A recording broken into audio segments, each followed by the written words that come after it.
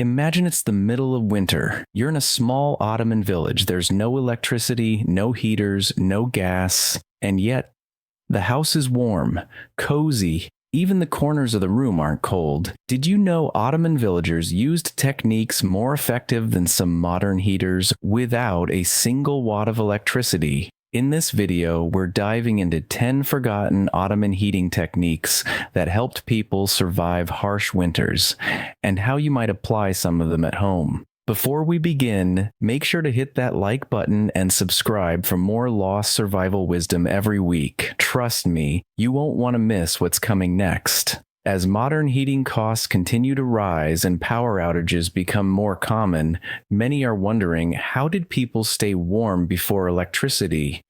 Today, we're stepping into the shoes or sandals of Ottoman villagers. They endured brutal winters in Anatolia, the Balkans, and mountainous regions, yet they kept their homes warm using purely natural methods. This isn't just about history. It's about resilience, sustainability, and rediscovering lost knowledge that may help us today, especially if you're into off-grid living, prepping, or just cutting your heating bills. And hey, if you like where this is going, take a second now to subscribe. It helps the channel grow and lets us bring you more of this practical historical wisdom. Let's explore how the Ottomans did it, and more importantly, could you do the same? Ottoman homes, especially in rural areas, were built using adobe, a mix of clay, straw, and sometimes animal dung. Why? Because it had high thermal mass. During the day, adobe walls absorbed the sun's heat, and at night, they released it slowly into the house. The heat from cooking, sunlight, and body warmth got stored in the walls and radiated out through the evening. With zero electricity, it provided sustainable insulation. Of course, adobe structures take time to build and need a dry climate. But if you're in a suitable region, cob or rammed earth construction for a shed or heat-storing garden wall might be your next DIY project.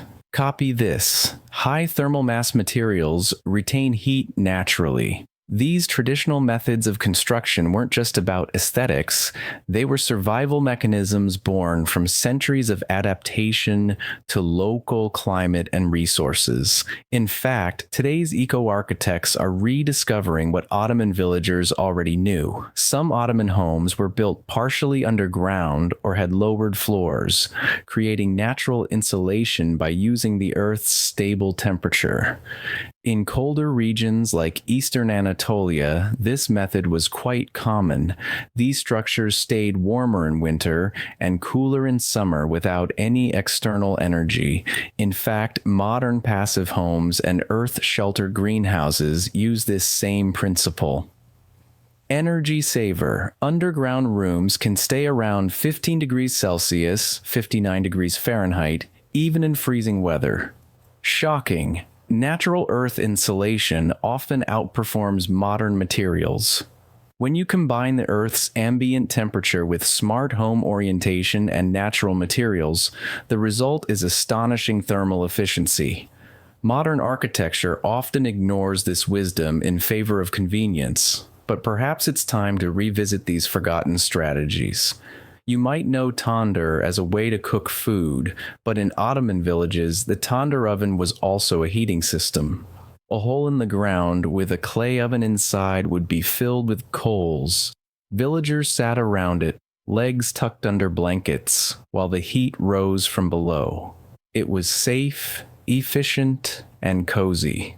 Today, the closest concept would be a heated bench or radiant floor system. Of course, tanders need manual fueling and maintenance, but the idea of warming from below is as ancient as it is effective. Without modern devices, a hot floor from ancient clay, there's something primal and deeply comforting about a heat source that warms you from the ground up, anchoring the warmth at your feet and radiating upward. It turns a room into a cocoon. It wasn't all about the house. People dressed to match the temperature. Cotton undershirts, woolen vests, and long outer robes called ferace kept warmth in. Even indoors, head coverings and socks were essential. In modern life, this could mean wearing wool base layers, cozy robes, and insulating your body instead of the room. Energy saver. Every degree you lower your thermostat can save up to 10% on your bill. The Ottoman understanding of clothing as insulation, rather than just fashion, helped maintain personal warmth without depending on environmental heat. Modern people often overlook how powerful this technique still is today. Wool wasn't just for clothes. Ottoman villagers hung thick kilims and carpets on walls. These heavy textiles trapped heat, stopped drafts, and created insulation in homes with otherwise poor barriers. It also made the space feel emotionally warm, something we often overlook in modern housing. Try thermal curtains, wall hangings, or even rugs on floors and ceilings to boost comfort.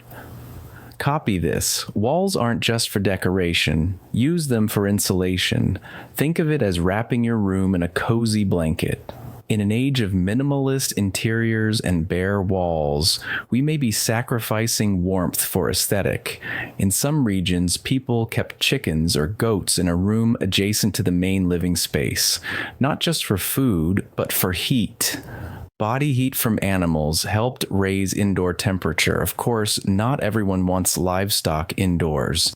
But the principle of shared warmth is valuable. Heated pet beds or companion animals can make a difference in emergencies. Shocking. One goat equals one warm human. There's even modern research suggesting pets help reduce heating needs. Your cat may be cuter than a goat, but both are valid sources of warmth in a pinch.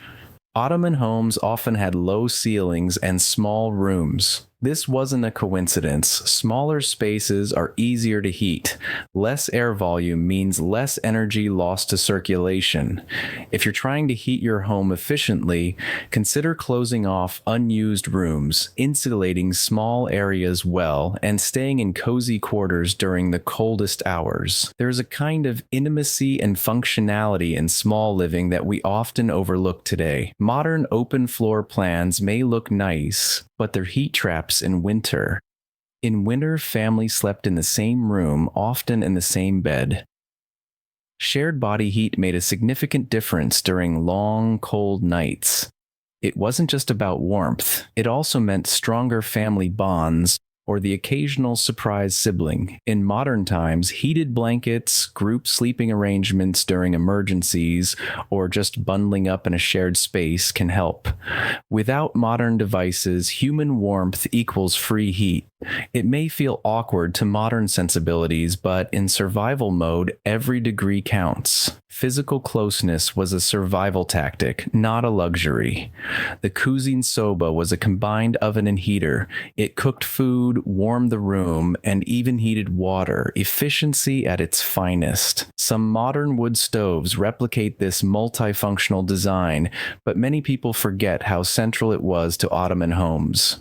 Energy saver. One fire, three purposes. Imagine heating your dinner, your tea, and your entire living space with the same flame. It's simplicity, efficiency, and elegance rolled into one. Maybe it's time we stop thinking of heating and cooking as separate systems. Homes were oriented to face south to catch maximum sunlight in winter. Windows were strategically placed to allow daylight to warm interiors. Today you can adopt this by rearranging furniture near sunny windows, opening curtains during the day, and closing them at night to trap heat. Architecture equals energy source. Copy this. Smart window placement equals natural heating. Long before smart homes, Ottoman homes were already smart, designed with sunlight and wind in mind. If implemented smartly, these techniques could reduce heating energy needs by 30 to 50% without installing any tech. The cost? Mostly your time and some elbow grease. The difficulty? Medium.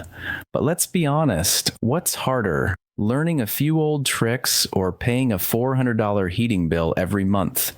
This isn't about nostalgia, it's about survival, adaptability, and reconnecting with the knowledge our ancestors lived by every single winter.